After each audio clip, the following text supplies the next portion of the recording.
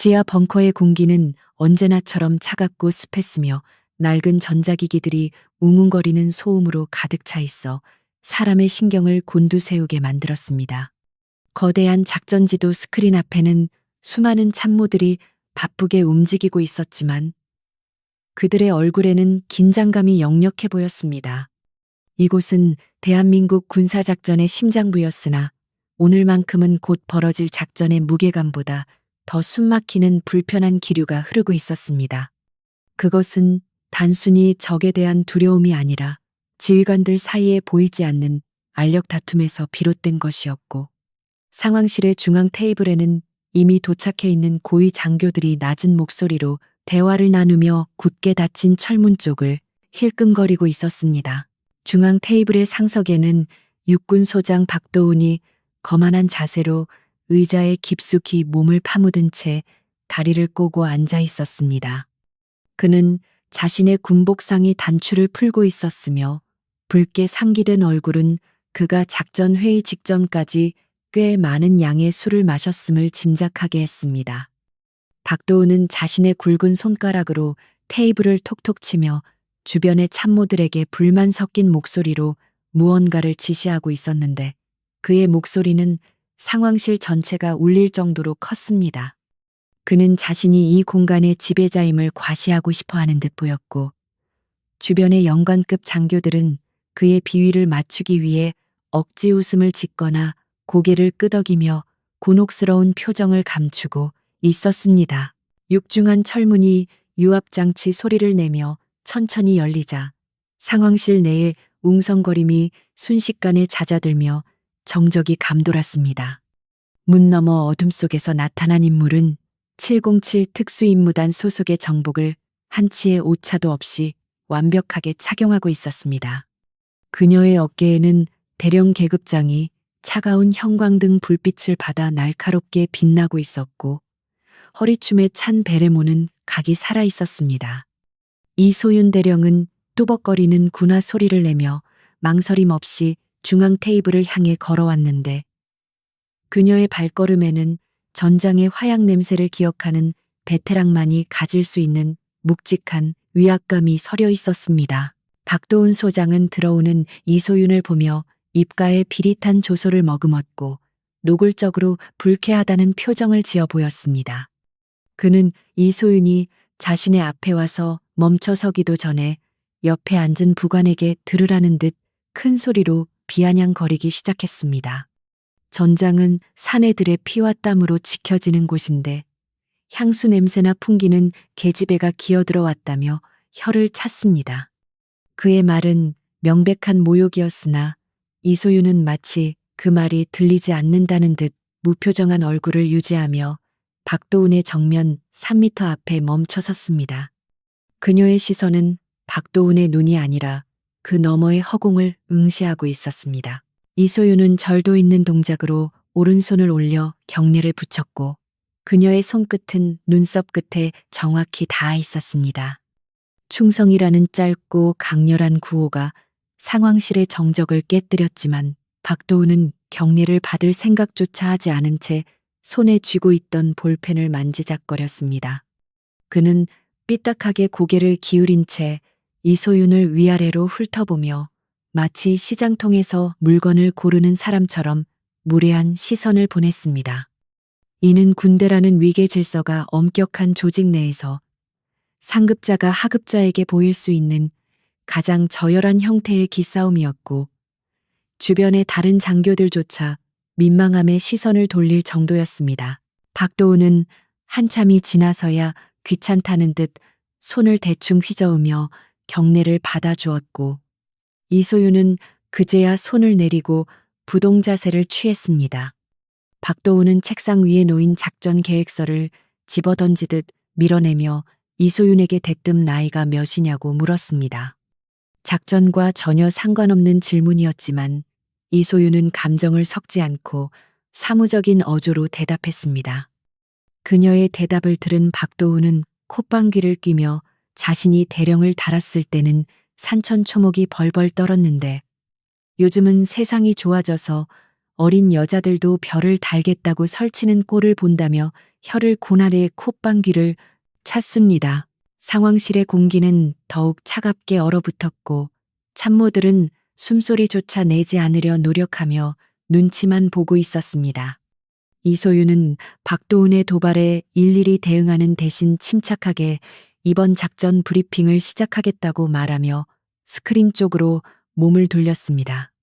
그녀의 이러한 태도는 박도훈의 심기를 더욱 건드렸는데 그는 자신이 무시당했다고 느꼈기 때문입니다.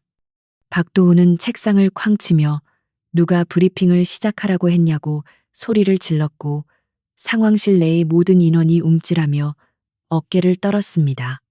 그는 이소윤의 턱끝을 손가락으로 가리키며 주제를 알라고 윽박질렀습니다.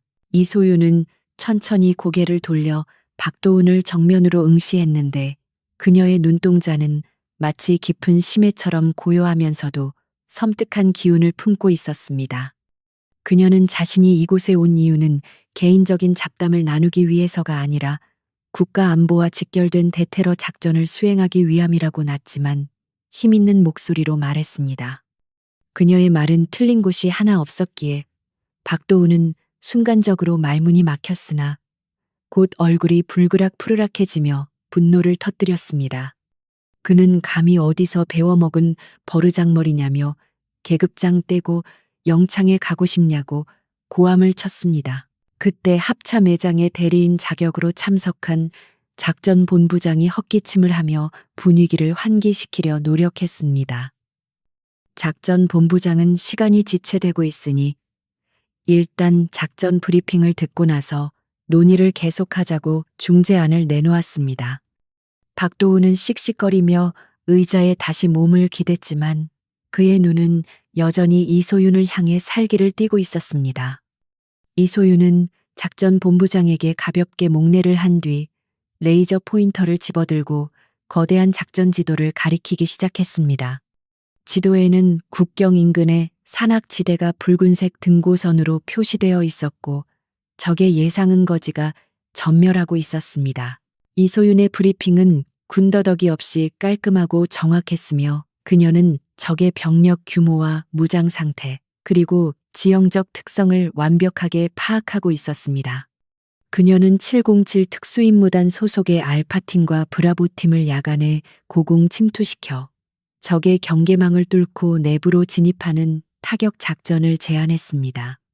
이는 아군의 피해를 최소화하면서 인지를 안전하게 구출하고 테러리스트의 지휘부를 정밀 타격할 수 있는 가장 효율적인 방안이었습니다. 그녀가 설명하는 전술적 움직임 하나하나에는 수많은 실전 경험에서 우러나온 통찰력이 담겨 있었습니다. 하지만 브리핑이 끝나자마자 박도훈은 코웃음을 치며 그녀의 제안을 단칼에 묵살해 버렸습니다. 그는 특수부대 놈들은 항상 쥐새끼처럼 몰래 숨어 들어가는 것만 좋아한다며 대한민국 정규군의 화력을 보여줘야 한다고 주장했습니다. 박도훈은 기갑 부대를 앞세워 산악 도로를 따라 진격한 뒤 포병 화력으로 해당 지역을 초토화시키는 전면전을 원하고 있었습니다. 그는 그것이 적에게 공포를 심어주는 확실한 방법이며 자신이 지휘하는 군단의 위용을 과시할 수 있는 기회라고 믿고 있었습니다. 이소윤은 박도훈의 무모한 계획에 즉각 반론을 제기하며 해당 지역은 협곡이 많아 기갑부대의 기동이 제한적이고 적의 매복에 취약하다고 지적했습니다. 또한 포병 사격을 가할 경우 억류된 인질들의 생명을 보장할 수 없으며 이는 작전의 실패로 이어질 것이라고 경고했습니다. 그녀는 지도를 확대하여 도로 주변의 매복 가능 지점을 일일이 짚어가며 설명했지만 박도훈은 들으려고 조차 하지 않았습니다. 그는 여자가 너무 소심해서 큰일을 못한다며 전쟁은 과감한 결단력이 필요하다고 훈수를 두었습니다. 박도훈은 자리에서 일어나 지도 앞으로 걸어 나오며 이소윤을 어깨로 툭 치고 지나갔습니다. 그는 자신의 지휘봉으로 지도를 거칠게 두드리며 자신이 세운 계획대로 밀고 나가겠다고 선언했습니다. 그는 이소윤에게 707 부대는 본대가 진입한 후 잔당이나 처리하는 청소부 역할이나 하라며 모욕적인 명령을 내렸습니다. 상황실 내의 다른 장교들은 이것이 명백히 잘못된 판단임을 알고 있었지만 박도훈의 배경과 성격 탓에 누구도 나서서 반대하지 못했습니다. 그들은 그저 침묵으로 일관하며 이 불편한 상황이 빨리 끝나기만을 바라고 있었습니다. 이소유는 주먹을 꽉 쥐었지만 표정에는 아무런 변화도 드러내지 않았습니다. 그녀는 박도훈과 같은 유형의 지휘관을 수없이 겪어왔으며 그들이 가진 오만함이 전장에서 얼마나 끔찍한 결과를 초래하는지 누구보다 잘 알고 있었습니다. 지금 당장 그와 말싸움을 벌여봐야 얻을 수 있는 것은 없었고 오히려 작전 시작 전부터 지휘 체계의 혼란만 가중될 뿐이었습니다. 그녀는 냉철하게 상황을 판단했고 박도훈이 제멋대로 작전을 지휘하도록 내버려 두되 최악의 상황을 대비해야 한다고 결론지었습니다. 이소유는 차가운 목소리로 알겠다고 대답하며 명령에 따르겠다고 말했습니다. 하지만 그녀는 단서를 달아 만약 본대의 진입이 지체되거나 인질의 안전이 위협받는 상황이 발생하면 특수임무단이 독자적인 판단하에 즉각 개입할 수 있는 권한을 달라고 요구했습니다. 박도훈은 그녀가 꼬리를 내렸다고 생각하며 껄껄 웃었고 네 마음대로 하라며 어차피 그럴 일은 없을 것이라고 호언장담했습니다. 그는 자신의 기갑부대가 도착하기도 전에 적들이 겁을 먹고 도망칠 것이라며 근거 없는 자신감을 내비쳤습니다. 회의가 끝난 후 이소유는 상황실을 빠져나오며 긴 복도를 빠르게 걸어갔고 그녀의 뒤를 따라 나온 부관이 걱정스러운 표정으로 말을 걸었습니다. 부관은 저런 말도 안 되는 작전에 동의하면 우리 대원들이 위험해질 수 있다고 항변했지만 이소유는 걸음을 멈추지 않고 계속 전진했습니다. 그녀는 부관에게 우리는 박도훈의 실패를 수습하기 위해 존재하는 것이 아니라 국가와 국민을 지키기 위해 존재하는 것이라고 짧게 대답했습니다. 그녀의 눈빛은 상황실 안에서보다 더욱 매섭게 빛나고 있었습니다. 이소유는 주머니에서 보안 통신 단말기를 꺼내 자신의 직속 부하인 팀장들에게 암호화된 메시지를 전송했습니다. 그녀는 공식적인 작전 명령과는 별도로 팀원들에게 비상 출동 태세를 갖추고 개인 화기와 야간 투시 장비를 최상의 상태로 점검하라고 지시했습니다. 또한 박도훈이 지정한 대기 지점이 아닌 협곡의 반대편 능선으로 헬기를 우회시켜 은밀히 병력을 배치할 계획을 세웠습니다. 그녀는 박도훈이 사고를 치는 순간이 바로 자신들이 움직여야 할 타이밍임을 본능적으로 감지하고 있었습니다. 벙커 밖으로 나오자 칠흑 같은 어둠이 깔려 있었고 차가운 밤바람이 이소윤의 뺨을 스치고 지나갔습니다. 멀리서 헬기의 로터 소리가 들려오기 시작했고 활주로의 유도등이 하나둘씩 켜지며 출격 준비를 알렸습니다. 이소윤은 하늘을 올려다보며 깊은 숨을 들이마셨고 폐부 깊숙이 들어오는 차가운 공기가 머릿속을 맑게 해주었습니다. 그녀는 오늘 밤이 매우 길고 험난한 밤이 될 것임을 예감했지만 두려움 따위는 느끼지 않았습니다. 오직 임무 완수라는 목표만이 그녀의 머릿속을 가득 채우고 있었습니다.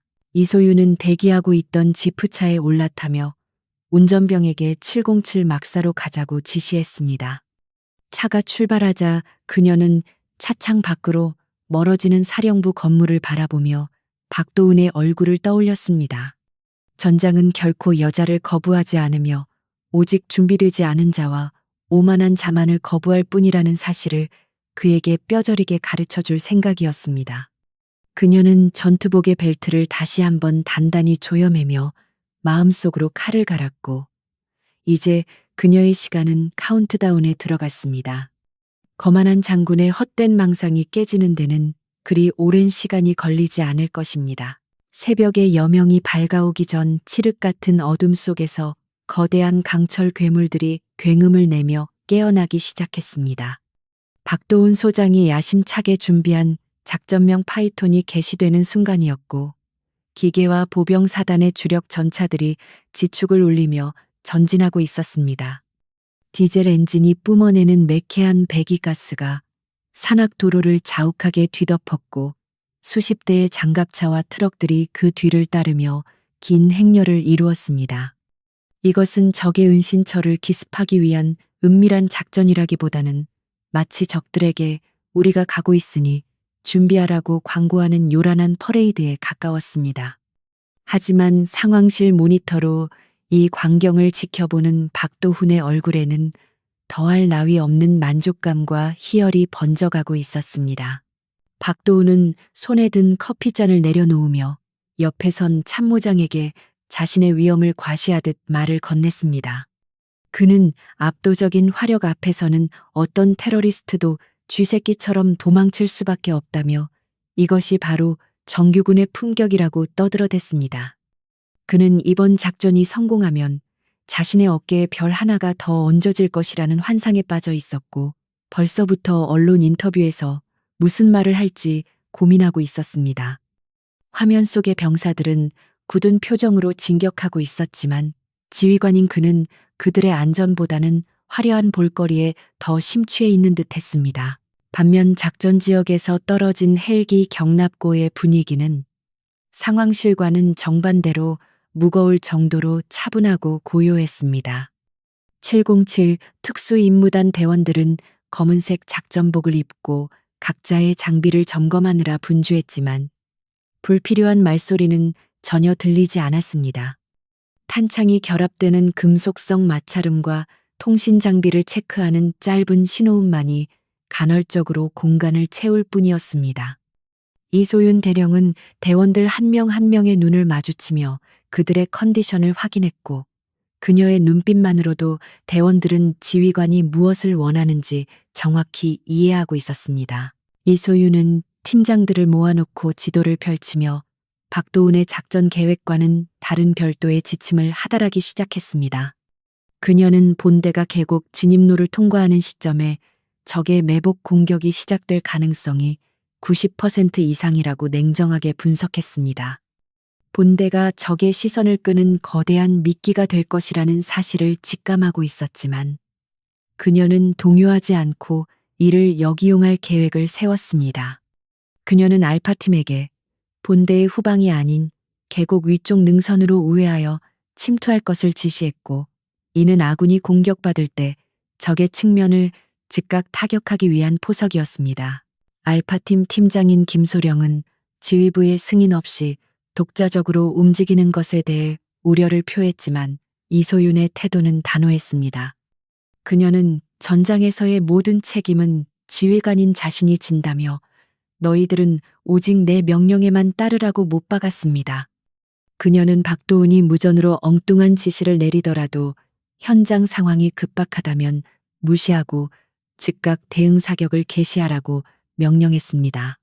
이는 군법 회의에 회부될 수도 있는 위험한 결정이었지만 부하들의 목숨과 작전의 성공을 위해서는 망설임이 필요 없는 선택이었습니다. 곧이어 로터의 회전 소리가 거세지며 특수임무단을 태운 블랙호크 헬기들이 어둠 속으로 날아올랐습니다. 헬기는 레이더 탐지를 피하기 위해 산등성이를 스치듯 저공 비행을 했고 기내의 조명은 모두 소등되어 붉은색 비상등만이 희미하게 빛나고 있었습니다. 이소윤은 헤드셋을 통해 들려오는 본대의 무전 소리에 귀를 기울였는데 예상대로 통신망은 벌써부터 혼잡하고 시끄러웠습니다. 전차 부대의 대대장은 도로폭이 좁아 기동이 어렵다고 보고하고 있었지만 사령부에서는 무조건 속도를 높이라는 닥달만 계속되고 있었습니다. 창밖으로 내려다 보이는 산악지대는 겉보기에는 평화로워 보였지만 야간 투시경을 통해 본 세상은 전혀 다른 모습이었습니다. 이소윤은 열영상 장비를 통해 계곡 양쪽의 숲속을 샅샅이 훑어보았고 희미하게 일렁이는 여론들을 포착해냈습니다. 그것은 야생동물의 움직임일 수도 있었지만 군인의 직감은 그것이 매복하고 있는 적의 정찰조일 가능성이 높다고 경고하고 있었습니다. 그녀는 조종사에게 수신호를 보내 착륙 지점을 당초 계획보다 더 높은 고지대로 변경하라고 지시했고 이는 적의 예상 범위를 벗어나기 위함이었습니다. 한편 지상에서는 선두에 선 전차가 계곡 입구에 들어서며 굉음을 울리고 있었고 땅이 미세하게 진동했습니다. 좁은 협곡은 양옆이 가파른 절벽으로 둘러싸여 있어 한 번 들어서면 후진하거나 방향을 틀기가 불가능한 죽음의 통로와도 같았습니다. 전차장들은 불안감을 느끼며 포탑을 좌우로 돌려 경계를 강화했지만 울창한 숲에 가려 시야가 확보되지 않았습니다. 박도우는 상황실에서 드론이 전송하는 영상을 보며 전차가 너무 느리게 움직인다며 빨리 밀고 들어가라고 고래고래 소리를 질렀습니다. 이소윤의 헬기가 목표 지점에 도착하자 대원들은 로프를 타고 신속하게 지상으로 강하하기 시작했습니다. 그들의 움직임은 유령처럼 소리가 없었고 착지하는 순간 즉시 주변을 경계하며 은폐물을 찾아 몸을 숨겼습니다. 이소윤도 마지막으로 헬기에서 뛰어내려 젖은 낙엽 위로 부드럽게 착지했고 곧바로 지휘 통제용 태블릿을 켰습니다. 그녀의 위치에서는 계곡 아래로 이동하는 아군의 행렬이 한눈에 들어왔는데 그것은 마치 덫을 향해 기어가는 긴 뱀처럼 위태로워 보였습니다. 이소윤은 대원들에게 무전 침묵을 유지한 채 지정된 저격 포인트로 이동하라고 손짓했습니다. 저격수들은 길리 슈트를 입고 덤불 속에 완전히 동화되어 호흡을 조절하며 스코프를 통해 적의 머리를 겨누기 시작했습니다. 아직 적들은 아군의 본대에 정신이 팔려 있어 등 뒤에 사신이 도착했다는 사실을 전혀 눈치채지 못하고 있었습니다. 이소윤은 망원경으로 적의 진지를 관찰했는데 예상대로 바위 틈과 나무 위에 로켓포와 기관총 진지가 교묘하게 구축되어 있었습니다. 박도우는 여전히 상황 파악을 하지 못한 채 본대가 계곡의 중간 지점을 통과했다는 보고를 받고 쾌재를 불렀습니다. 그는 참모들에게 보라며 적들이 겁을 먹고 다 도망간 것이 분명하다며 자신의 판단이 옳았음을 자랑했습니다. 그는 심지어 작전이 너무 싱겁게 끝날 것 같아 재미가 없다며 농담까지 던지는 여유를 부렸습니다. 참모들은 찜찜한 기분이 들었지만 장군의 기분을 망치지 않기 위해 억지로 맞장구를 치며 아부성 발언을 쏟아내야 했습니다.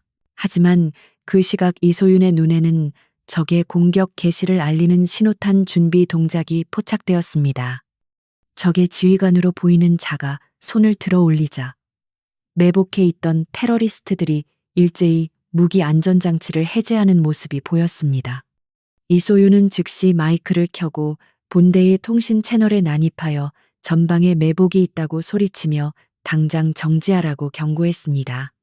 그러나 그녀의 다급한 목소리는 박도훈의 고함 소리에 묻혀버렸고 통제실은 그녀의 무전을 단순한 통신 장애나 월권 행위로 치부해 버렸습니다.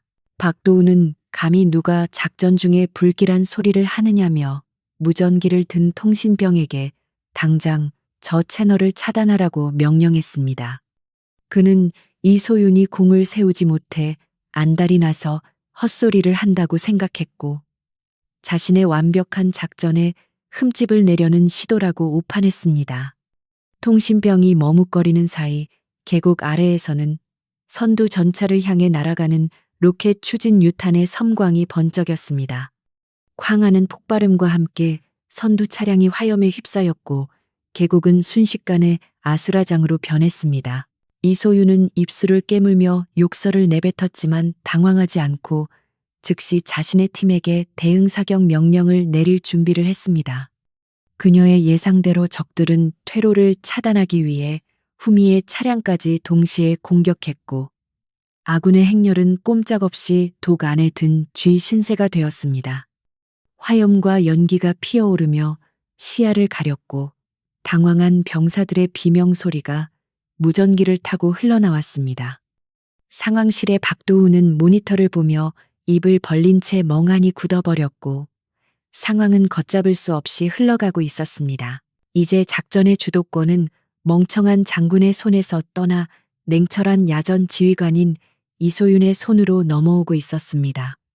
그녀는 스코프 너머로 적의 로켓 사수머리를 조준하며 방아쇠에 손가락을 걸었습니다.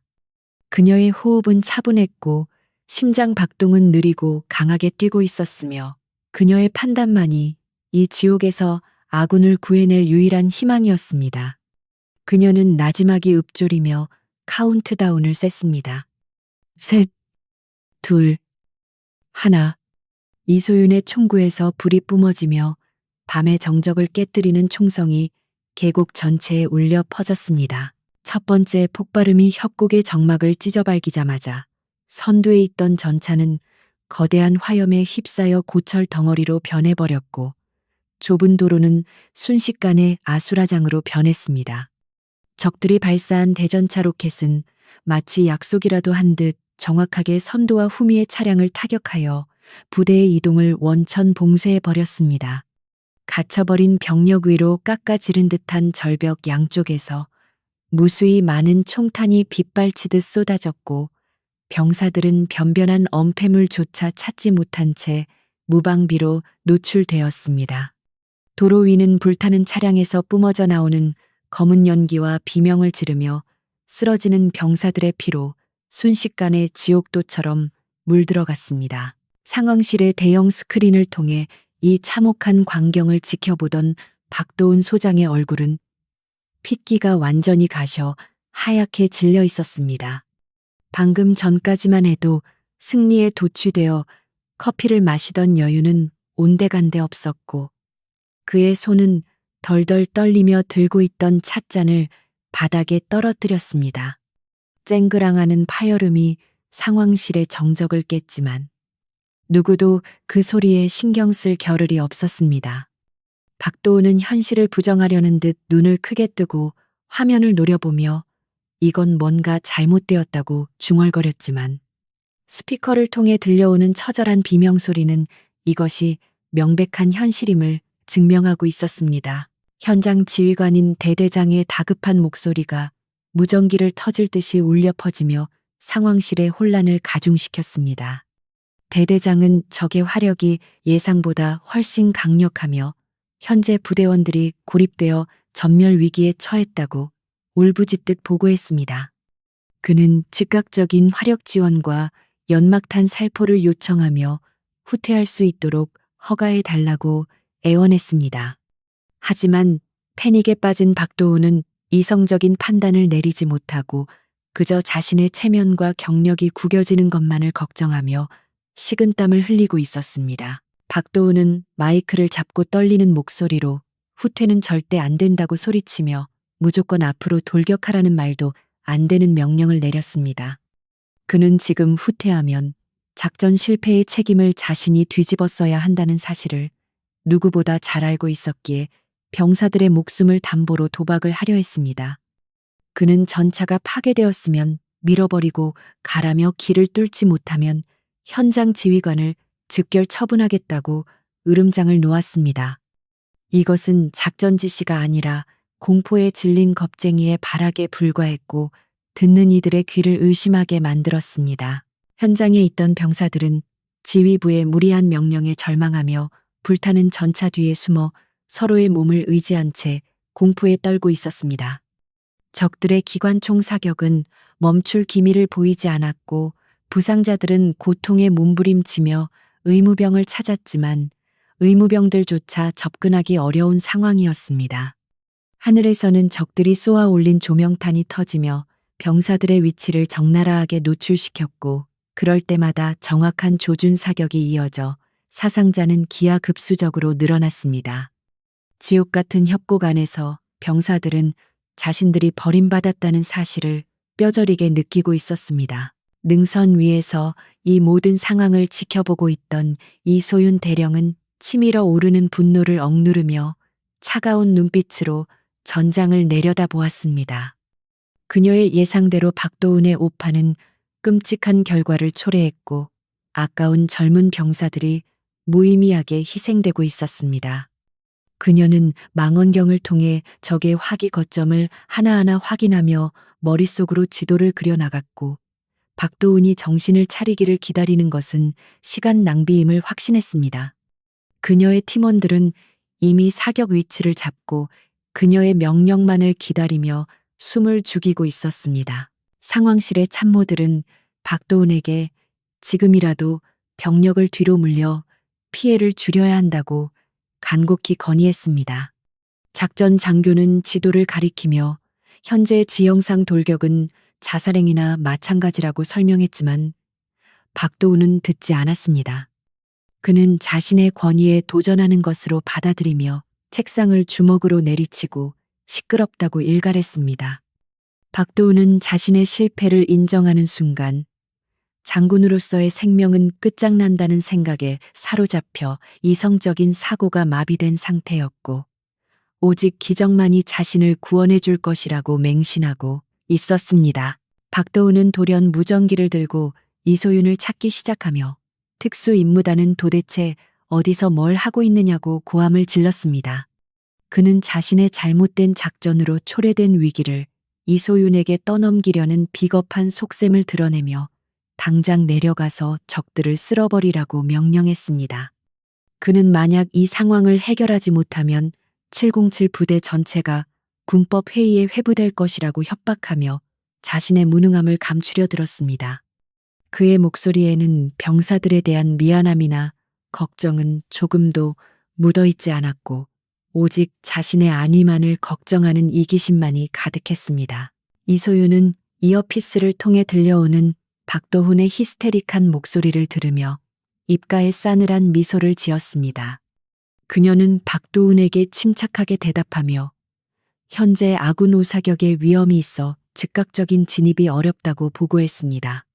그녀는 적의 주요 거점을 무력화시키기 전까지는 본대가 현 위치를 사수하며 방어 태세를 갖추는 것이 최선이라고 조언했습니다. 하지만 박도훈은 그녀의 말을 무시하고 당장 뛰어들지 않으면 명령 불복종으로 간주하겠다며 길길이 날뛰었습니다.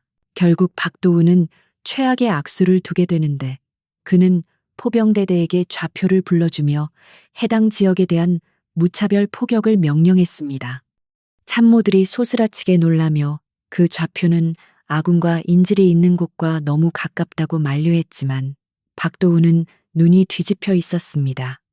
그는 적과 아군이 뒤섞여 있어도 상관없으니 다 쓸어버리라며 그래야 내가 산다고 본심을 내뱉었습니다. 상황실은 공포와 경악으로 얼어붙었고 참모들은 미친 지휘관의 폭주를 어떻게 막아야 할지 몰라 우왕좌왕했습니다. 포병대대장은 사격명령을 받고 재차 확인을 요청했지만 박도훈은 당장 쏘지 않으면 너부터 죽이겠다고 협박했습니다. 포병대대장은 떨리는 손으로 사격 재원을 입력하며 괴로워했고 무전기 너머로는 현장 지휘관의 절규가 계속되고 있었습니다. 박도훈은 의자에 털썩 주저앉아 멍한 눈으로 허공을 응시하며 자신이 무슨 짓을 저지르고 있는지조차 인지하지 못하는 듯 했습니다. 그는 그저 이 악몽 같은 상황이 끝나기만을 바라는 무력한 노인네에 불과했습니다. 이소윤은 박도훈이 포격 명령을 내렸다는 사실을 감청하고는 더 이상 지체할 수 없다고 판단했습니다. 아군을 향해 포탄이 떨어지게 놔둘 수는 없었으며 이제 지휘권은 벙커에 있는 미치광이가 아니라 전장에 있는 자신에게 있어야 했습니다. 그녀는 통신병에게 사령부와의 통신 채널을 차단하라고 지시했고 이제부터 707 특수임무단은 독자 행동에 들어간다고 선언했습니다. 그녀의 눈빛은 결의에 차 있었고 대원들은 비장한 각오로 무기를 고쳐 잡았습니다. 그녀는 포병 대대장에게 별도의 비상 주파수로 연락하여 자신의 신분과 권한을 밝히고 사격 중지 명령을 내렸습니다. 포병 대대장은 이소윤의 목소리를 듣고 안도의 한숨을 내쉬며 사격을 보류했고 박도훈의 미친 명령을 따르지 않을 명분을 얻었습니다. 이소윤은 대대장에게 모든 책임은 자신이 질 테니 대기하라고 말하며 통신을 종료했습니다. 이제 그녀는 자신의 부하들과 함께 죽음의 계곡으로 직접 뛰어들어 이 난장판을 정리해야만 했습니다. 이소윤은 저격수들에게 사격 개시 신호를 보냈고 동시에 돌격조에게 진입 명령을 하달했습니다. 어둠 속에서 숨죽이고 있던 707 부대의 총구가 일제히 불을 뿜기 시작했고 적들의 머리 위로 죽음의 비가 내리기 시작했습니다. 첫 발의 총성과 함께 적의 기관총 사수가 쓰러졌고 이는 반격의 서막을 알리는 신호탄이었습니다. 이소윤은 선두에 서서 절벽을 타고 내려가며 마치 전장의 여신처럼 압도적인 카리스마를 뿜어냈습니다. 박도우는 포격 소리가 들리지 않자 다시 광분하여 소리를 질렀지만 이미 통신은 두절된 상태였습니다. 그는 스크린을 통해 산발적으로 터지는 교전 상황을 지켜보며 상황이 어떻게 돌아가는지 전혀 파악하지 못하고 있었습니다. 그는 자신의 통제권이 상실되었다는 사실에 분노하며 전화기를 집어 던졌지만 부서진 전화기는 아무런 대답도 하지 않았습니다. 상황실의 장교들은 서로 눈짓을 교환하며 박도훈의 시대가 끝났음을 직감하고 있었습니다. 계곡 아래에서는 이소윤과 그녀의 대원들이 유령처럼 적의 진지를 하나씩 삭제해 나가고 있었습니다. 그들의 움직임은 빠르고 정확했으며 적들은 어디서 총알이 날아오는지조차 모른 채 쓰러져 갔습니다. 고립되어 있던 정규군 병사들은 누군가 자신들을 돕고 있다는 사실을 깨닫고 희망을 가지기 시작했습니다. 어둠 속에서 번뜩이는 소음기 장착 총구의 불빛은 절망에 빠진 그들에게 구원의 등대와도 같았습니다. 이소윤은 적의 지휘관이 있는 동굴 진지를 식별하고 그쪽으로 방향을 잡았습니다. 그녀는 달리면서 탄창을 교환하고 수류탄의 안전핀을 뽑아 정확하게 적의 벙커 안으로 던져 넣었습니다. 폭발음과 함께 흙먼지가 피어올랐고 그녀는 망설임 없이 연기 속으로 뛰어들었습니다. 그녀의 전투복은 흙과 땀으로 범벅이 되었지만 그녀의 움직임은 조금도 흐트러지지 않았습니다. 이제 전장의 주도권은 완전히 넘어왔고 사냥꾼과 사냥감의 위치가 뒤바뀌었습니다. 이소윤은 무전기를 통해 각 팀장들에게 상황 보고를 받으며 전선을 조율해 나갔습니다. 그녀의 지휘 아래 혼란스러웠던 전장은 다시 질서를 찾아가고 있었고 적들은 공포에 질려 우왕좌왕하기 시작했습니다. 박도훈이 망쳐놓은 전쟁터 위로 진짜 지휘관이 등장하자 승리의 여신은 비로소 미소를 짓기 시작했습니다. 검은 연기가 자욱하게 깔린 협곡의 바닥은 그야말로 아비규환의 생지옥이나 다름없었으며 병사들의 신음과 적들의 고함 소리가 뒤섞여 혼란의 극치를 달리고 있었습니다. 이소윤 대령은 절벽을 타고 내려와 바닥에 발을 딛는 순간부터 전장의 모든 감각을 예민하게 곤두세웠고 그녀의 눈은 사냥감을 노리는 맹수처럼 빛났습니다. 그녀는 부서진 장갑차 뒤에 웅크리고 있는 병사들을 발견하고는 낮은 자세로 빠르게 접근하여 그들의 상태를 살폈습니다. 공포에 질려 눈물과 콧물로 범벅이 된 어린 병사들은 검은 작전복을 입은 그녀가 나타나자 마치 귀신이라도 본 듯 놀란 표정을 지었습니다. 이소윤은 병사들에게 안심하라는 눈빛을 보내며 어깨를 단단히 잡아주었고 그녀의 침착한 손길은 패닉 상태에 빠진 병사들에게 기이할 정도의 안정감을 주었습니다. 그녀는 무전기를 통해 알파팀과 브라보팀에게 각자의 위치를 확인시키며 적의 화망을 분산시키기 위한 교란 사격을 지시했습니다. 그녀의 목소리는 포탄이 터지는 소음 속에서도 또렷하게 전달되었고 대원들은 지휘관의 명령에 따라 일사불란하게 움직이기 시작했습니다. 적들은 갑자기 사방에서 날아오는 정밀한 사격에 당황하며 우왕좌왕했고 그 틈을 타 이소윤은 전열을 재정비할 시간을 벌었습니다.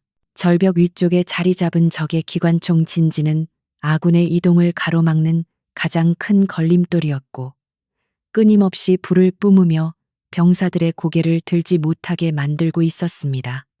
이소윤은 열영상 망원경으로 기관총 사수의 위치를 정확히 파악한 뒤 자신의 적용용 라이플을 들어 올렸습니다. 그녀는 호흡을 멈추고 스코프 십자선 중앙에 적의 머리를 조준했는데 주변의 폭발음이나 흔들림은 그녀의 집중력을 방해하지 못했습니다. 단 한 발의 총성이 울리자 기관총 소리가 뚝 끊겼고 적의 사수는 고꾸라지며 절벽 아래로 떨어졌습니다. 기관총이 침묵하자 억눌려 있던 정규군 병사들은 환호성을 지르려 했지만 이소유는 손을 들어 그들을 제지하며 아직 끝나지 않았음을 상기시켰습니다. 그녀는 현장 지휘관인 중대장을 불러 즉시 부상자를 후송하고 남은 병력을 수습하여 방어선을 구축하라고 명령했습니다. 중대장은 여군 장교의 명령에 잠시 머뭇거렸으나 그녀의 압도적인 카리스마와 방금 보여준 실력에 압도되어 즉시 경례를 붙이고 명령을 수행했습니다. 이소유는 전장의 주도권을 완전히 장악했고 그녀의 존재는 패배감에 젖어 있던 부대 전체에 새로운 활력을 불어넣었습니다. 이소유는 단순히 방어에만 치중하지 않고 적의 허를 찌르는 과감한 역습을 감행하기로 결정했는데 이는 적들이 전혀 예상하지 못한 타이밍이었습니다. 그녀는 707 대원들을 이끌고 연막탄을 터뜨리며 적진을 향해 돌진했고 연기 속에서 나타난 그들은 마치 죽음의 사자처럼 보였습니다. 적들은 당황하여 무차별 사격을 가했지만 특수부대원들은 유령처럼 움직이며 총알을 피하고 적의 품으로 파고들었습니다. 근접 전투가 벌어지자 좁은 참호 안에서는 단검과 소음총이 춤을 추며 적들을 소리 없이 제압해 나갔습니다. 이소유는 선두에서 권총을 난사하며 적의 방어선을 돌파했는데 그녀의 사격 솜씨는 백발백중이었고 낭비되는 탄환은 단 한 발도 없었습니다. 갑자기 튀어나온 적병이 칼을 휘두르며 덤벼들었지만 그녀는 가볍게 몸을 틀어 피한 뒤 상대의 팔을 꺾어 제압하고는 망설임 없이 방아쇠를 당겼습니다. 그녀의 움직임은 무자비할 정도로 효율적이었고 군더더기 없는 동작 하나하나는 오랜 훈련과 실전 경험이 만들어낸 예술에 가까웠습니다. 그녀를 얕잡아 보고 덤벼들었던 적들은 바닥에 쓰러져 싸늘한 주검이 되어서야 자신의 실수를 깨달았습니다. 한편 벙커 상황실에 있는 박도훈 소장은 모니터를 통해 전해지는 전황의 급격한 변화를 이해하지 못하고 멍한 표정으로 앉아 있었습니다. 그는 자신의 포격 명령이 무시당했다는 사실에 분노했지만 동시에 적들이 쓸려나가고 아군이 구출되는 상황을 보며 안도감과 질투심을 동시에 느꼈습니다. 그는 옆에 있던 참모에게 저 여자가 지금 무슨 짓을 하고 있는 거냐며 윽박질렀지만 참모는 대령님이 상황을 통제하고 있는 것 같다고 조심스럽게 대답했습니다. 박도훈의 자존심은 산산이 조각났고 그는 자신의 무능함이 만천하에 드러나는 것을 두려워하기 시작했습니다. 박도훈은 다급하게 통신병에게 연결을 시도하라고 지시하며 자신이 직접 지휘를 다시 맡아야겠다고 소란을 피웠습니다. 그는 이 상황이 정리되면 모든 공을 자신이 가로채야 한다는 계산을 빠르게 머릿속으로 굴리고 있었던 것입니다. 그러나 이소유는 이미 통신을 차단한 상태였고 현장에서는 오직 그녀의 목소리만이 유일한 법이자 질서로 통하고 있었습니다.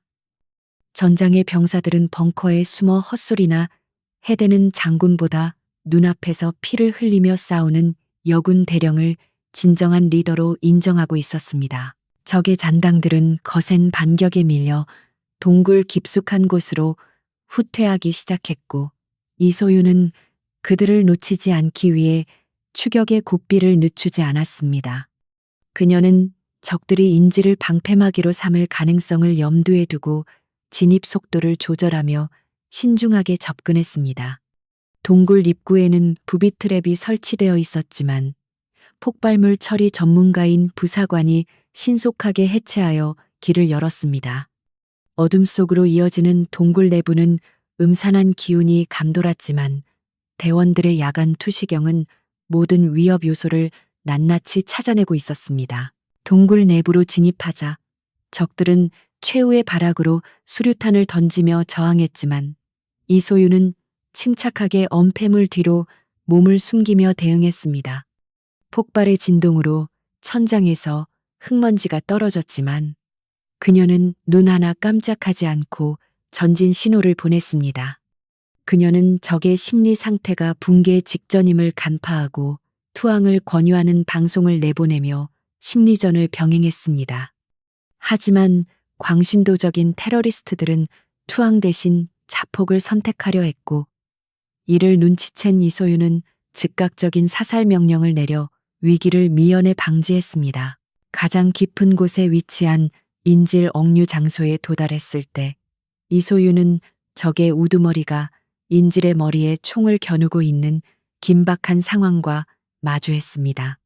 테러리스트 리더는 피 묻은 얼굴로 웃으며 가까이 오면 다 죽여버리겠다고 소리쳤고, 인질들은 공포에 질려 비명조차 지르지 못했습니다. 팽팽한 긴장감이 흐르는 가운데 이소윤은 총을 내리는 척하며 천천히 앞으로 걸어 나갔습니다. 그녀는 상대의 눈을 똑바로 응시하며 차가운 미소를 지었고, 그것은 상대방의 기선을 제압하기 위한 고도의 심리적 압박이었습니다. 테러리스트가 이소윤의 행동에 당황하여 시선이 흔들리는 찰나의 순간, 그녀의 손은 눈에 보이지 않을 정도로 빠르게 움직였습니다.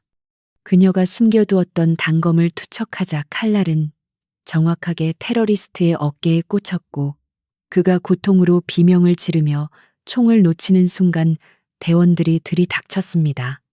순식간에 상황은 종료되었고, 인질들은 무사히 구출되어 대원들의 보호를 받게 되었습니다. 이소윤은 바닥에 쓰러진 테러리스트 리더를 내려다보며 차갑게 말했습니다. 여자가 전장에 어울리지 않는다고 생각했다면 그것이 내 놈의 마지막 실수다. 구출된 인질들은 이소윤을 보며 감사의 눈물을 흘렸고, 병사들은 그녀를 향해 환호성을 지르며 승리를 자축했습니다.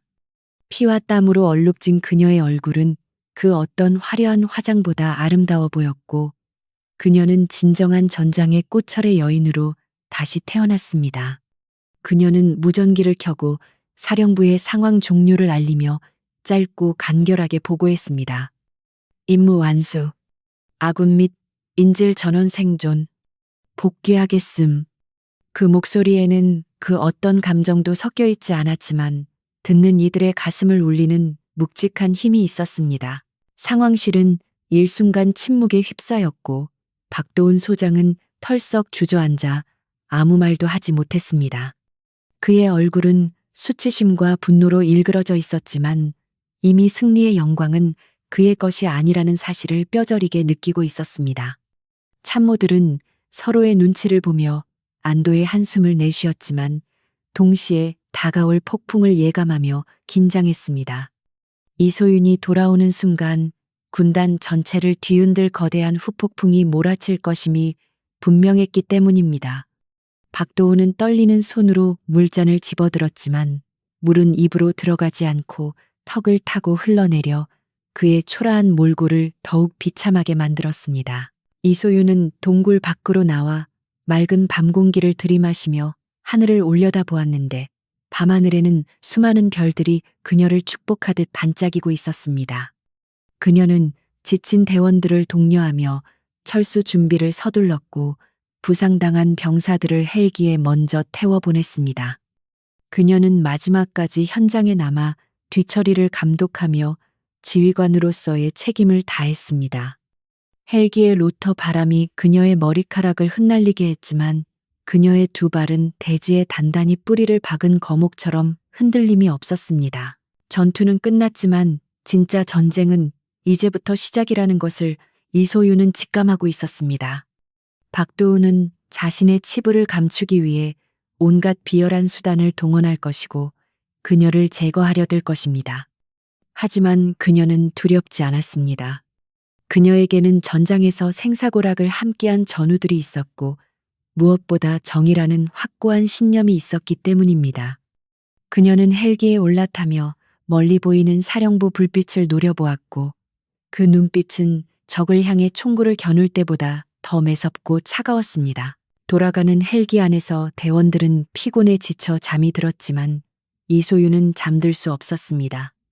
그녀는 태블릿을 꺼내 전투 기록을 정리하고 박도은의 무능함을 증명할 증거 자료들을 백업하기 시작했습니다.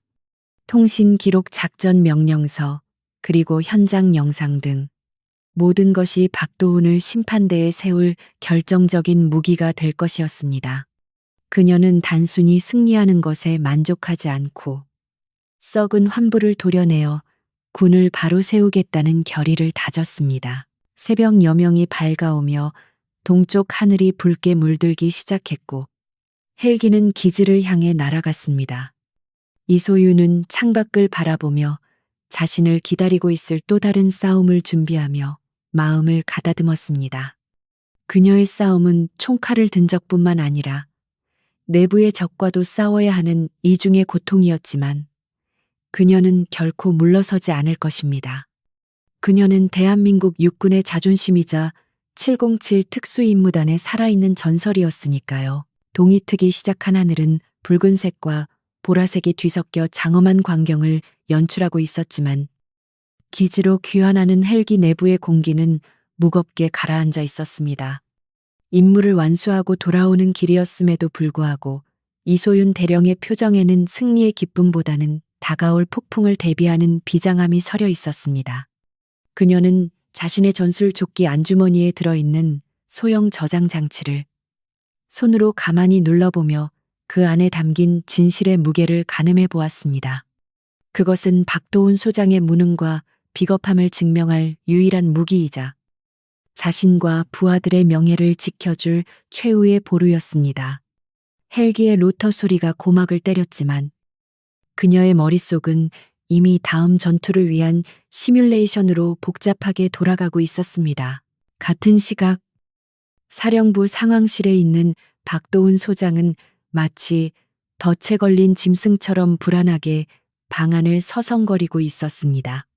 그는 손톱을 물어뜯으며 참모들에게 고래고래 소리를 질렀고 작전 기록을 조작하여 자신의 과실을 덮으려 안간힘을 쓰고 있었습니다.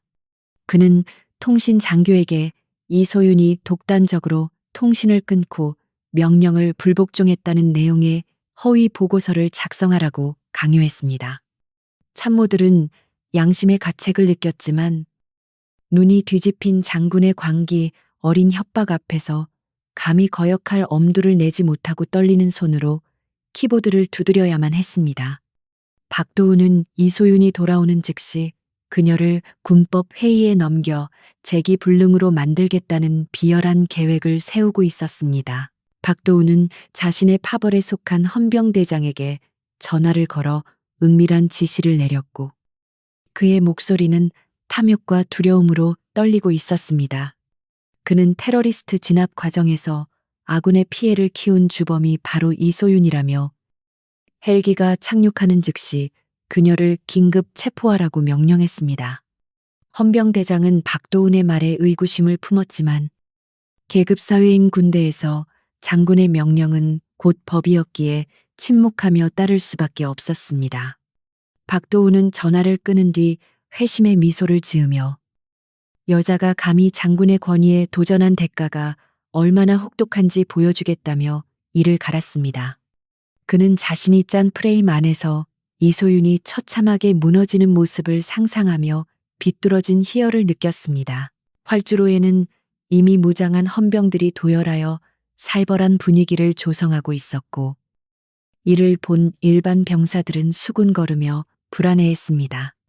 영웅적인 활약을 펼치고 돌아온 부대원들을 맞이하는 것이 환영 인파가 아닌 체포조라는 사실은 누가 봐도 정상적인 상황이 아니었습니다. 헬기가 착륙하고 로터가 멈추자 먼지 구름 속에서 이소윤이 제일 먼저 당당하게 걸어 나왔습니다. 그녀는 자신을 향해 총구를 겨누고 있는 헌병들을 보고도 눈 하나 깜짝하지 않았으며 오히려 그들을 측은하게 바라보았습니다. 그녀의 뒤를 따라 내린 707 대원들은 분노하여 무기를 고쳐 잡으려 했지만 이소윤은 손을 들어 그들을 제지하며 침착함을 유지하라고 눈빛으로 명령했습니다. 박도훈은 헌병들의 호의를 받으며 거만하게 앞으로 걸어 나왔고 이소윤의 앞에서 멈춰서서 가소롭다는 듯 코웃음을 쳤습니다. 그는 지휘봉으로 이소윤의 가슴을 툭툭 치며 네가 영웅이라도 된 줄 아느냐고 비아냥거렸습니다. 박도훈은 큰 소리로 이소윤이 상관의 명령을 어기고 독단적인 행동으로 작전을 망칠 뻔했으며 아군의 통신망을 교란시킨 반역 행위를 저질렀다고 매도했습니다. 활주로에 모인 수많은 병사들이 그 말을 들었지만 누구도 박도훈의 말을 진실로 믿지 않았습니다. 그들은 현장에서 이소윤이 어떻게 목숨을 걸고 자신들을 구했는지 똑똑히 목격했기 때문이었습니다. 이소윤은 박도훈의 모욕적인 언사에도 불구하고 흐트러짐 없는 부동 자세를 유지하며 그를 똑바로 응시했습니다. 그녀는 낮지만 힘있는 목소리로 자신은 오직 국가와 국민을 보호하고 부하들의 생명을 지키기 위해 최선의 판단을 내렸을 뿐이라고 반박했습니다. 그녀의 눈빛에는 한 점 부끄러움도 없는 당당함이 서려 있었고 이는 박도훈을 더욱 초라하고 비열해 보이게 만들었습니다. 박도훈은 그녀의 기세에 눌려 순간적으로 뒷걸음질 쳤지만 곧바로 얼굴을 붉히며 헌병들에게 당장 저 계집을 끌고 가라고 고함을 질렀습니다. 그는 자신의 권력이 무시당하는 것을 참을 수 없었고 폭력적인 수단으로라도 그녀를 굴복시키고 싶어 했습니다. 헌병들이 다가와 이소윤의 팔을 결박하려 하자 그녀는 저항하지 않고 순순히 그들의 손길을 받아들였습니다. 하지만 그녀는 끌려가기 직전 박도훈에게 의미심장한 미소를 지어 보이며 진실은 결코 감춰질 수 없으며 어둠은 빛을 이길 수 없다고 속삭였습니다. 그 말은 마치 저주처럼 박도훈의 귓가에 맴돌았고 그는 이유 모를 오싹함을 느끼며 몸서리쳤습니다. 이소윤이 헌병차에 태워져 사라지는 뒷모습을 보며 박도훈은 찜찜한 기분을 떨쳐내려 애쓰며 승리감을 만끽하려 노력했습니다. 하지만 그의 가슴 한구석에는 걷잡을 수 없는 불안감이 검은 안개처럼 피어오르고 있었습니다. 이소윤은 사령부 지하에 위치한 취조실로 이송되었고 그곳은 창문 하나 없이 차가운 콘크리트 벽으로 둘러싸인 밀실이었습니다. 그녀는 의자에 앉아 눈을 감고 지난 몇 시간 동안의 전투를 되새기며 마음의 평정을 찾으려 노력했습니다. 그녀는 박도훈이 자신을 육체적으로나 정신적으로 압박하여 거짓 자백을 받아내려 할 것임을 잘 알고 있었습니다. 하지만 그녀는 이미 모든 증거 자료를 안전한 곳에 백업해 두었고 신뢰할 수 있는 외부의 조력자에게 전송을 완료한 상태였습니다. 그녀에게 필요한 것은 단지 시간이었습니다. 진실이 상부로 전달되어 썩은 환부가 도려내질 때까지 버티는 시간 말입니다. 얼마 지나지 않아 박도훈이 취조실 문을 거칠게 열고 들어왔고 그는 손에 조작된 진술서를 들고 있었습니다. 그는 책상 위에 서류를 집어 던지며 여기에 서명하면 정상 참작하여 불명예 제대 정도로 끝내주겠다고 회유했습니다. 그는 여자가 군대에서 출세해봤자 얼마나 하겠냐며 좋은 말할 때 옷 벗고 나가서 시집이나 가라고 성차별적인 발언을 서슴지 않았습니다. 박도훈은 자신이 베푸는 마지막 자비라며 거드름을 피웠지만 이소윤은 그를 마치 혐오스러운 벌레를 보듯 차가운 눈으로 바라보았습니다. 그녀는 펜을 드는 대신 팔짱을 끼고 의자에 깊숙이 기대앉아 그의 제안을 묵살했습니다. 박도훈은 이소윤의 태도에 격분하여 책상을 발로 차고 욕설을 퍼부으며 본색을 드러냈습니다. 그는 네가 아무리 발버둥 쳐봤자 계란으로 바위치기라며 군대는 줄과 배경이 전부인 곳이라고 소리쳤습니다. 그는 자신이 가진 인맥을 동원하면 너 하나쯤 매장시키는 건 일도 아니라며 협박의 수위를 높였습니다. 하지만 이소윤은 침착하게 입을 열어 장군님이 말씀하시는 그 줄과 배경이 과연 부하들의 목숨보다 중요한지 되물었습니다. 그녀의 날카로운 질문은 박도훈의 폐부를 찔렀고 그는 할 말을 잃고 씩씩거리며 숨을 몰아쉬었습니다. 그때 취조실 밖의 상황은 박도훈의 예상과는 전혀 다른 방향으로 흘러가고 있었습니다. 작전에 참여했던 일반 병사들과 707 대원들이 이소윤의 부당한 체포 소식을 듣고 분노하여 사령부 앞에서 침묵 시위를 시작한 것이었습니다.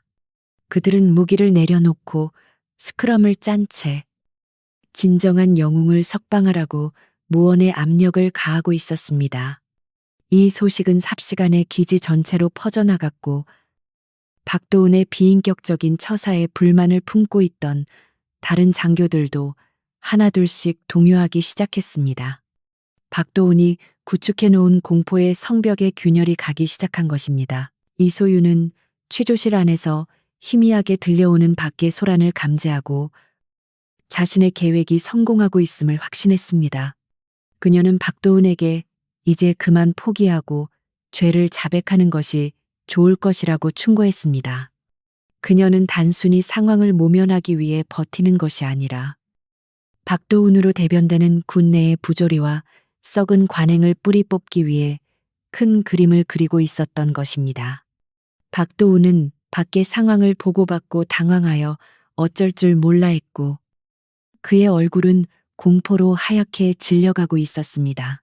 박도훈은 급히 헌병대장에게 시위대를 해산시키라고 명령했지만 헌병대장은 병사들의 기세에 눌려 섣불리 움직이지 못했습니다. 게다가 SNS를 통해 이소윤의 활약상과 부당한 대우에 대한 내용이 외부로 유출되기 시작하면서 여론은 급격히 악화되고 있었습니다. 박도훈은 자신이 통제할 수 없는 거대한 파도가 밀려오고 있음을 직감했지만 인정하고 싶지 않았습니다. 그는 마지막 발악으로 이소윤을 독방에 가두고 외부와의 모든 접촉을 차단하라고 지시했습니다. 독방에 홀로 남겨진 이소윤은 차가운 바닥에 앉아 벽을 응시하며 깊은 생각에 잠겼습니다. 그녀는 자신이 선택한 길이 결코 순탄치 않을 것임을 알고 있었지만 후회는 없었습니다. 그녀는 주머니 속에 숨겨두었던 예비용 초소형 통신기를 꺼내 암호화된 채널로 짧은 메시지를 전송했습니다. 미끼를 물었음. 작전명 고스트. 2단계 실행. 그녀의 손끝에서 시작된 반격은 이제 누구도 막을 수 없는 거대한 폭풍이 되어 박도훈을 향해 돌진하고 있었습니다. 박도훈은 사무실로 돌아와 불안에 떨며 술을 들이켰지만 취기는커녕 공포심만 더욱 커져갔습니다. 그는 전화기를 들어 자신의 후원자인 국방부 고위 관계자에게 전화를 걸었지만 신호음만 갈 뿐 아무도 받지 않았습니다.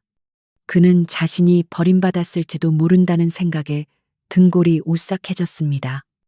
창밖에는 어둠이 짙게 깔려 있었지만 그 어둠 속에 숨어 있는 수많은 눈동자들이 자신을 지켜보고 있는 것만 같아 그는 커튼을 황급히 닫아버렸습니다. 이소윤은 어둠 속에서도 빛나는 눈빛으로 다가올 아침을 기다리고 있었습니다.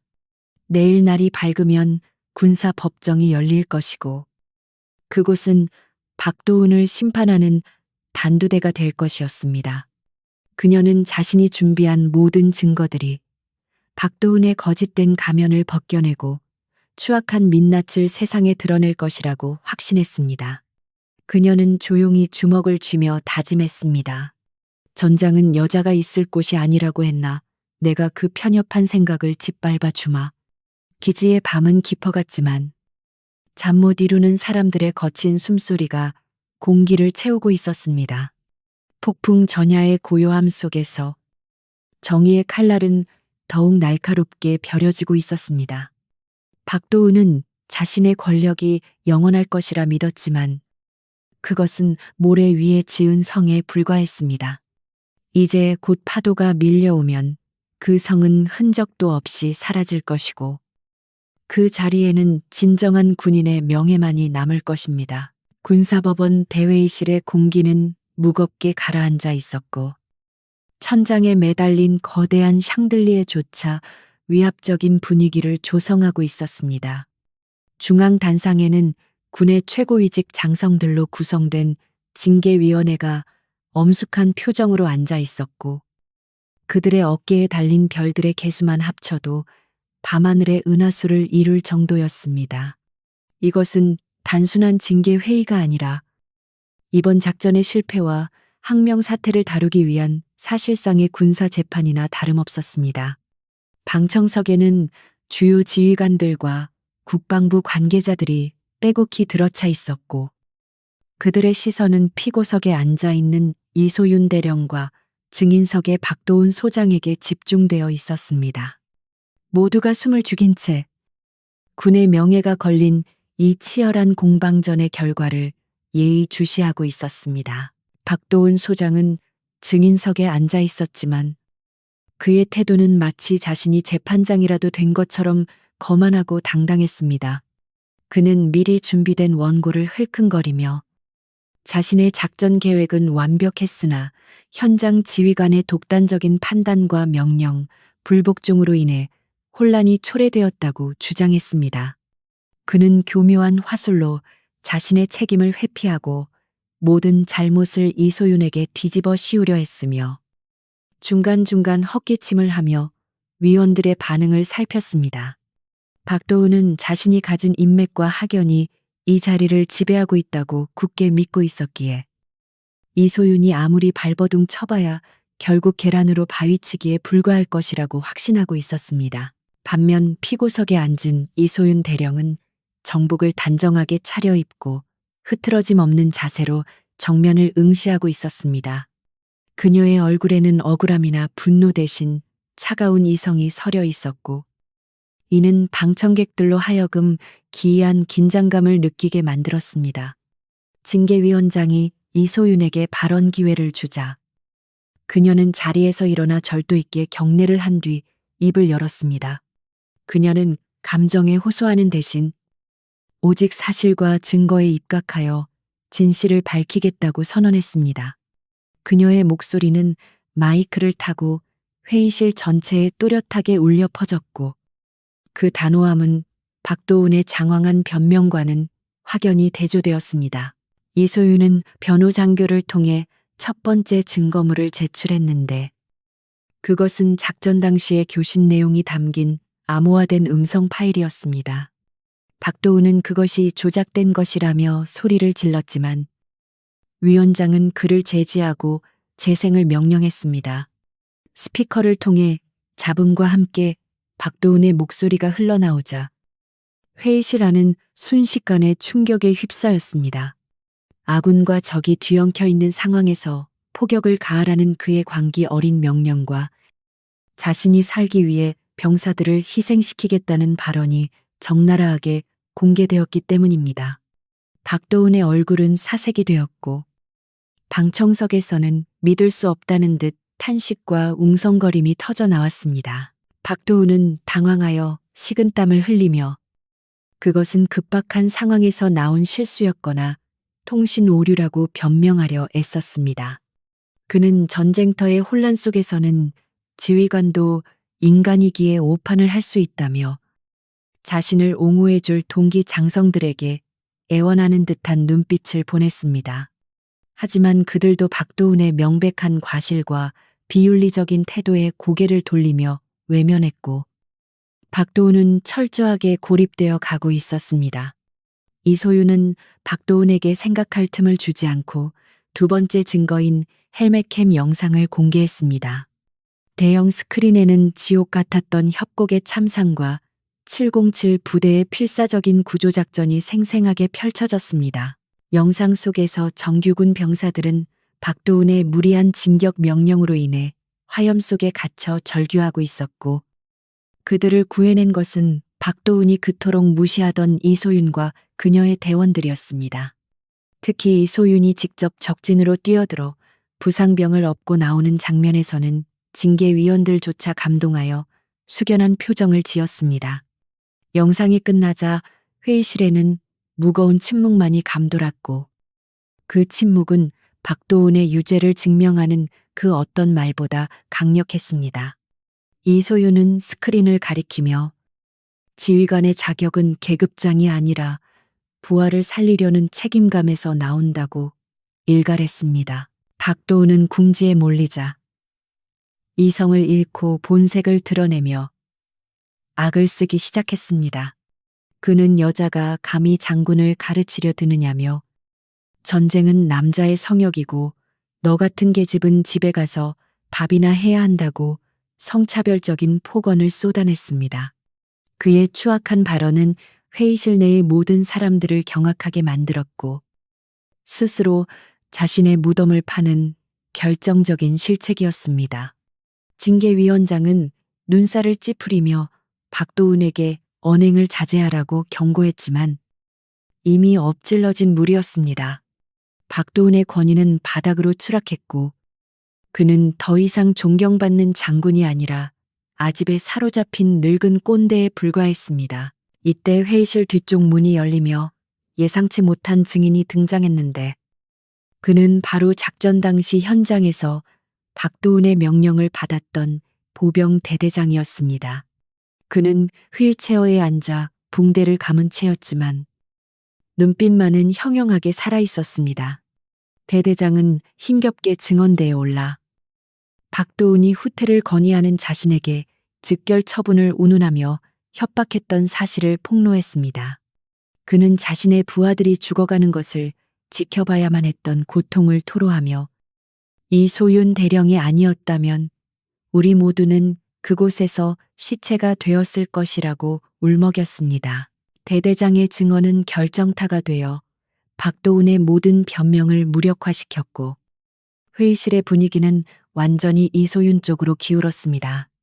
박도훈은 덜덜 떨리는 손으로 물을 찾았지만 컵을 놓쳐 바닥에 쏟고 말았습니다. 그는 자신이 쌓아올린 모든 명예와 권력이 모래성처럼 무너져 내리는 것을 느끼며 절망했습니다.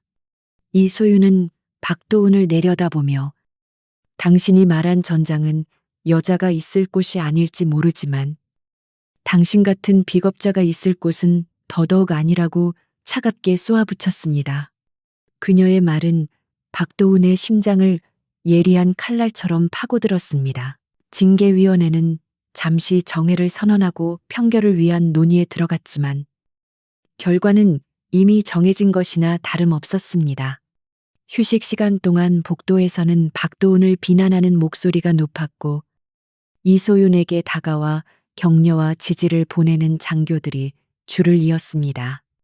박도훈은 구석에 홀로 앉아 담배를 피우려 했지만 손이 너무 떨려 라이터조차 켜지 못했습니다. 그는 자신의 군 생활이 이렇게 비참하게 끝날 것이라고는 상상조차 하지 못했기에 현실을 받아들이지 못하고 공황 상태에 빠져 있었습니다. 재개된 회의에서 징계위원장은 엄숙한 목소리로 판결문을 낭독했습니다.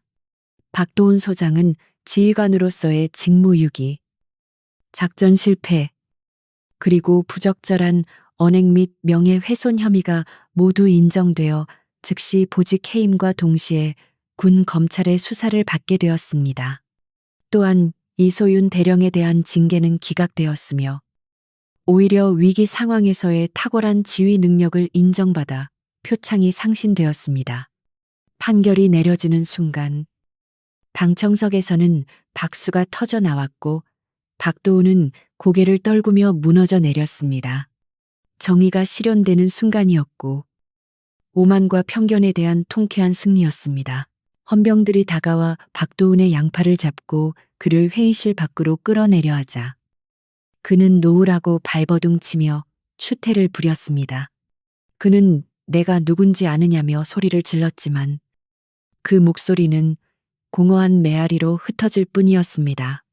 끌려나가는 그의 뒷모습은 한때 위세를 떨치던 장군의 모습이 아니라 초라하고 비굴한 범죄자의 모습이었습니다. 이소윤은 그 모습을 끝까지 지켜보며 이것이 바로 그가 그토록 무시했던 여군에게 당한 참교육임을 뇌리에 깊이 새겨주었습니다. 회의가 끝난 후 이소윤은 건물 밖으로 나와 쏟아지는 햇살을 맞이했습니다. 그녀를 기다리고 있던 707 대원들이 일제히 거수경례를 붙이며 그녀를 맞이했고 그녀는 옅은 미소로 화답했습니다.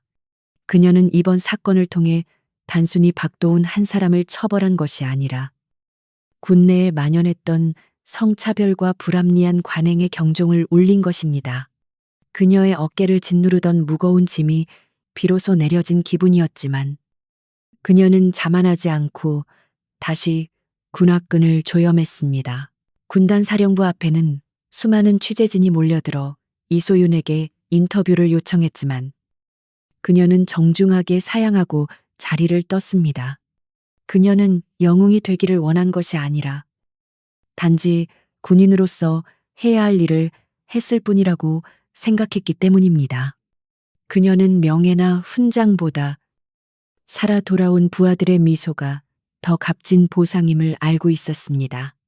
그녀는 대원들에게 복귀 명령을 내리며 오늘 저녁은 다 함께 회식을 하자고 제안했습니다.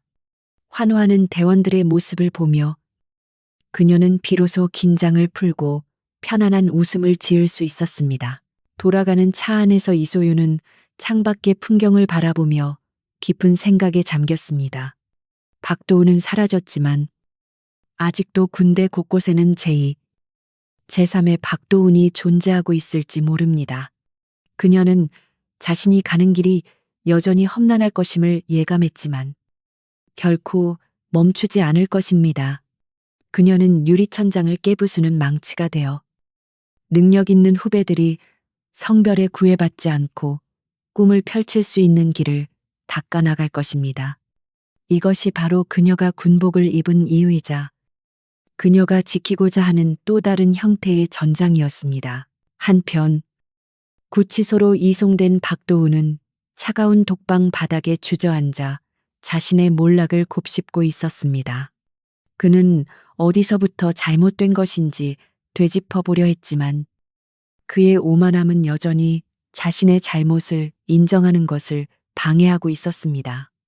그는 언젠가 재기하여 이소윤에게 복수하겠다는 망상을 품었지만 세상은 이미 그를 잊어가고 있었습니다. 권력에 취해 현실을 직시하지 못한 자의 말로는 이토록 비참하고 쓸쓸한 법이었습니다. 밤이 되자 기지의 연병장에는 별들이 쏟아져 내렸고 병사들의 노랫소리가 바람을 타고 흘러나왔습니다. 이소윤은 집무실에 앉아 다음 훈련 계획서를 검토하며 언제나 그랬듯 묵묵히 자신의 자리를 지키고 있었습니다. 그녀의 책상 위에는 박도훈과의 악연을 끝내고 새로운 시작을 알리는 임명장이 놓여 있었습니다. 그녀는 펜을 들어 서류에 서명하며 마음속으로 조용히 다짐했습니다. 나는 여자이기 이전의 군인이다. 그리고 군인은 말보다는 행동으로 증명한다. 이제 모든 소란은 잦아들었고 707 특수임무단은 다시 본연의 임무로 돌아갔습니다. 하지만 그날의 기억은 모두의 가슴 속에 깊이 새겨져 오만한 권력에 맞서 싸운 한 여성 지휘관의 전설로 남을 것입니다. 이소윤 대령. 그녀는 진정한 의미의 강함이 무엇인지, 그리고 리더의 품격이 무엇인지를 몸소 보여준 살아있는 교본이었습니다. 그녀의 이야기는 끝이 아니라 또 다른 전설의 시작이 될 것입니다. 군사 재판이 끝나고 몇 주가 지난 후 사령부 건물에 걸려있던 박도훈 소장의 명패는 흔적도 없이 사라졌고 그 자리에는 새로운 지휘관의 이름이 새겨졌습니다. 박도훈이 머물던 집무실은 주인을 잃은 채 텅 비어 버렸고 그가 권력을 과시하며 수집했던 고가의 장식품들은 압수되어 상자에 처박히는 신세가 되었습니다. 사령부 복도를 지나다니는 장교들은 더 이상 박도훈의 이름을 입에 올리지 않았으며 마치 그는 처음부터 존재하지 않았던 사람처럼 빠르게 잊혀갔습니다. 군대라는 조직은 냉정하리만치 효율적으로 움직였고 무능하고 부패한 지휘관이 사라진 자리는 금세 유능하고 새로운 인물들로 채워지며 정상화의 길을 걷고 있었습니다. 반면 국군 교도소의 독방에 수감된 박도훈에게 시간은 멈춘 듯 더디게 흘러갔고 그는 매일 밤 악몽에 시달리며 잠을 이루지 못했습니다. 화려한 별이 달려있던 그의 어깨에는 이제 죄수 번호가 적힌 초라한 명찰만이 붙어 있었고 거만했던 눈빛은 생기를 잃고 탁하게 변해 있었습니다. 그는 차가운 철창 너머로 들어오는 한 줌의 햇빛을 바라보며 자신의 지난 날을 후회했지만 이미 엎질러진 물을 다시 담을 수는 없었습니다. 그를 찾아오는 면회객은 아무도 없었으며 한때 그에게 아부하며 충성을 맹세했던 부하들조차 자신의 안위를 위해 그와의 인연을 철저히 부정하고 돌아섰기 때문입니다. 이소윤 대령은 모든 소란이 정리된 후 707 특수임무단으로 복귀하여 평소와 다름없이 부대를 지휘하고 있었습니다. 그녀의 복귀 소식이 전해지자 대원들은 연병장에 도열하여 뜨거운 박수와 환호로 그녀를 맞이했고 그들의 눈에는 존경과 신뢰가 가득 차 있었습니다. 이소윤은 그런 대원들에게 감사를 표하는 대신 훈련 강도를 2배로 높이라는 지시를 내리며 다시금 긴장감을 불어넣었습니다. 그녀는 우리가 잠시 승리에 도취되어 있는 순간에도 적들은 쉬지 않고 칼을 갈고 있다는 사실을 상기시키며 전사로서의 본분을 잊지 말 것을 강조했습니다. 어느 날 오후 이소윤은 바쁜 일정을 쪼개어 국군 수도병원을 찾았는데 그곳에는 지난 작전에서 부상을 입은 정규군 병사들이 입원해 있었습니다. 그녀가 병실 문을 열고 들어서자 침대에 누워있던 병사들은 깜짝 놀라며 몸을 일으키려 했지만 이소윤은 손을 들어 그들을 만류했습니다. 그녀는 병사들 한 명 한 명의 손을 잡으며 상태를 살폈고 불편한 점은 없는지 꼼꼼하게 물어보았습니다. 전장에서는 피도 눈물도 없는 냉철한 지휘관이었지만 부하들을 대하는 그녀의 모습은 마치 따뜻한 누나나 언니처럼 다정하고 섬세했습니다. 병사들은 자신들을 사지로 몰아넣었던 박도훈 장군과는 달리 자신들을 구하기 위해 목숨을 걸었던 이소윤 대령에게 깊은 감동을 받았습니다. 한 병사는 눈시울을 붉히며 대령님이 아니었다면 저희는 모두 그 계곡에서 죽었을 것이라며 감사의 인사를 전했습니다. 이소윤은 그 병사의 어깨를 토닥이며 너희들이 살아서 돌아온 것이 나에게는 가장 큰 훈장이며 너희야말로 진정한 영웅이라고 격려했습니다. 그녀의 진심 어린 위로는 병사들의 상처 입은 마음을 어루만져 주었고 그들은 군인으로서의 자부심을 되찾을 수 있었습니다. 계절이 바뀌어 찬바람이 불기 시작할 무렵 국방부에서는 이번 작전의 공로를 치하하기 위한 수여식이 거행되었습니다.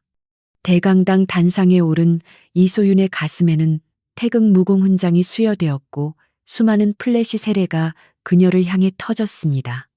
참모총장은 직접 훈장을 달아주며 이소윤 대령은 대한민국 군인의 표상이며 위기 상황에서 보여준 리더십은 전군의 귀감이 될 것이라고 극찬했습니다. 하지만 이소윤의 표정은 덤덤했고 그녀는 화려한 조명보다 흙먼지 날리는 훈련장이 더 편안하다고 느끼고 있었습니다. 수상 소감을 묻는 기자들의 질문에 이소윤은 잠시 침묵하다가 마이크 앞에 섰고 그녀의 목소리는 차분하면서도 단단했습니다. 그녀는 이 훈장은 저 혼자만의 것이 아니라 현장에서 함께 피를 흘린 모든 전우들의 것이며 특히 잘못된 명령에도 불구하고 끝까지 자리를 지킨 병사들에게 영광을 돌린다고 말했습니다. 또한 그녀는 군복의 무게는 계급장의 개수가 아니라 그 군복을 입은 사람의 책임감에서 나온다는 것을 잊지 않겠다고 덧붙였습니다. 그녀의 짧고 강렬한 연설은 그 자리에 있던 모든 사람들에게 깊은 울림을 주었고 오랫동안 회자되었습니다. 수여식이 끝난 후 연회장 구석에서 한 젊은 여군 소위가 머뭇거리며 이소윤에게 다가왔습니다. 소위는 떨리는 목소리로 자신은 사관학교 시절부터 대령님을 존경해왔으며 대령님처럼 훌륭한 지휘관이 되는 것이 꿈이라고 고백했습니다. 그녀는 박도훈 사건을 보며 군인으로서의 길에 회의를 느꼈지만 대령님의 모습을 보고 다시 용기를 얻었다고 말했습니다. 이소윤은 미소를 지으며 소위의 정복깃을 바로잡아 주었고 그녀의 눈을 똑바로 바라보며 조언을 건넸습니다. 여자가 군대에서 살아남으려면 남보다 2배는 더 노력해야 한다는 말을 많이 들었을 거야. 하지만 그런 말에 휘둘리지 마라. 너는 여자이기 이전에 군인이고 군인은 실력으로 증명하면 된다. 네가 올바른 길을 간다면 너를 따르는 부하들이 반드시 생길 것이고 그것이 너를 지켜줄 가장 큰 무기가 될 것이다. 이소윤의 따뜻한 격려는 젊은 장교의 가슴에 꺼지지 않는 불꽃을 심어주었고 그녀는 거수경례로 답하며 군인으로서의 결의를 다졌습니다. 박도은의 몰락은 군 내부에 만연했던 성차별적 인식을 완전히 불식시키지는 못했지만 적어도 큰 균열을 일으키는 데는 성공했습니다. 능력 있는 여군들이 주요 보직에 진출하기 시작했고 남성 중심적이었던 군 문화도 조금씩 변화의 바람을 타고 있었습니다. 이소윤은 자신이 그 변화의 중심에 서 있다는 사실을 무겁게 받아들였지만 결코 피하지 않았습니다. 그녀는 자신이 닦아놓은 길이 후배들에게는 조금 더 평탄한 길이 되기를 바랐으며 그것이 자신이 짊어져야 할 또 다른 임무라고 생각했습니다. 겨울이 찾아오고 707 특수임무단의 훈련장에는 하얀 눈이 소복이 쌓였습니다. 이소윤은 집무실 창가에 서서 눈 덮인 연병장을 바라보며 지난 1년간의 일들을 회상했습니다. 박도은과의 싸움은 힘들고 고통스러운 시간이었지만 결과적으로 그녀를 더 강하게 만들었고 진정한 리더가 무엇인지 깨닫게 해주었습니다. 그녀는 이제 더 이상 누군가에게 인정받기 위해 싸우지 않았으며 오직 자신의 신념과 조국을 위해 싸울 준비가 되어 있었습니다. 그때 비상벨이 요란하게 울리며 정적을 깼고 전대원 비상 소집 명령이 하달되었습니다. 국경 인근에서 또 다른 테러 징후가 포착된 것이었고 이소윤의 눈빛은 순식간에 날카롭게 변했습니다. 그녀는 지체 없이 전투복으로 환복하고 장비를 챙겨 들었으며 그녀의 움직임에는 한치의 망설임도 없었습니다. 평화로운 일상은 끝났고 다시 차가운 전장이 그녀를 부르고 있었지만 그녀는 두려워하지 않았습니다. 그녀는 707의 지휘관이자 대한민국 최고의 전사였으니까요. 헬기장으로 뛰어가는 이소윤의 뒤로 무장한 대원들이 질서 정연하게 따랐고 그들의 발자국 소리는 눈 덮인 대지를 쿵쿵 울렸습니다. 회전하는 로터 바람이 눈보라를 일으키며 시야를 가렸지만 그들은 서로를 믿고 의지하며 어둠 속으로 몸을 던졌습니다. 헬기가 이륙하고 기지가 멀어지자 이소윤은 헤드셋을 통해 작전 개시를 알렸습니다. 여기는 고스트 리더. 작전명 윈터스톰. 지금부터 사냥을 시작한다. 그녀의 목소리는 차가운 겨울바람보다 더 매서웠고 적들에게는 죽음을 알리는 장송곡과도 같았습니다. 이야기는 여기서 끝나지 않고 전설은 계속될 것입니다. 박도은과 같은 오만한 자들이 존재하는 한, 그리고 평화를 위협하는 적들이 존재하는 한, 이소윤의 전쟁은 멈추지 않을 것입니다. 하지만 우리는 알고 있습니다. 그녀가 지키는 전선은 그 어느 곳보다 튼튼할 것이며 그녀가 이끄는 부대는 결코 패배하지 않을 것이라는 사실을 말입니다. 그녀는 전장의 붉은 꽃이 아니라 강철보다 단단한 뿌리를 가진 거목으로 영원히 그 자리에 서 있을 것입니다. 에필로그 몇 년 후 군사 박물관의 한쪽 벽면에는 이소윤 장군의 사진과 그녀가 사용했던 군장들이 전시되어 있었습니다. 견학을 온 어린 여학생이 유리관 너머의 이소윤을 바라보며 엄마에게 물었습니다. 엄마, 저 군인 아줌마는 왜 이렇게 무서운 표정을 짓고 있어? 엄마는 아이의 머리를 쓰다듬으며 웃으며 대답했습니다. 저분은 무서운 게 아니라 아주 용감한 분이란다. 세상 사람들이 여자는 약하다고 말할 때 실력으로 세상을 바꾼 영웅이지. 아이는 고개를 끄덕이며 사진 속 이소윤의 눈빛을 오랫동안 바라보았습니다. 그 시각 어딘가 먼 이국 땅의 작전 지역에서 이소윤은 여전히 현역으로 활동하며 새로운 전설을 써 내려가고 있었습니다. 세월의 흐름에 따라 그녀의 얼굴에는 주름이 늘고 머리에는 흰 서리가 내렸지만 그녀의 눈빛만은 여전히 20대 시절처럼 뜨겁게 타오르고 있었습니다. 무전기를 든 그녀의 손은 거칠었지만 그 손끝에서 나오는 명령 하나하나가 수많은 생명을 살리고 있었습니다. 진정한 군인에게 은퇴란 없으며 오직 임무 완수만이 있을 뿐이라는 것을 그녀는 온몸으로 증명하고 있었습니다. 밤하늘을 가르는 헬기의 불빛 아래 이소유는 지도를 덮고 밤하늘을 올려다보았습니다. 수많은 별들이 그녀를 비추고 있었고 그녀는 그 별들 사이에서 먼저 떠난 전우들의 얼굴을 하나하나 그려보았습니다. 편히 쉬게. 이 땅은 내가 지킬 테니.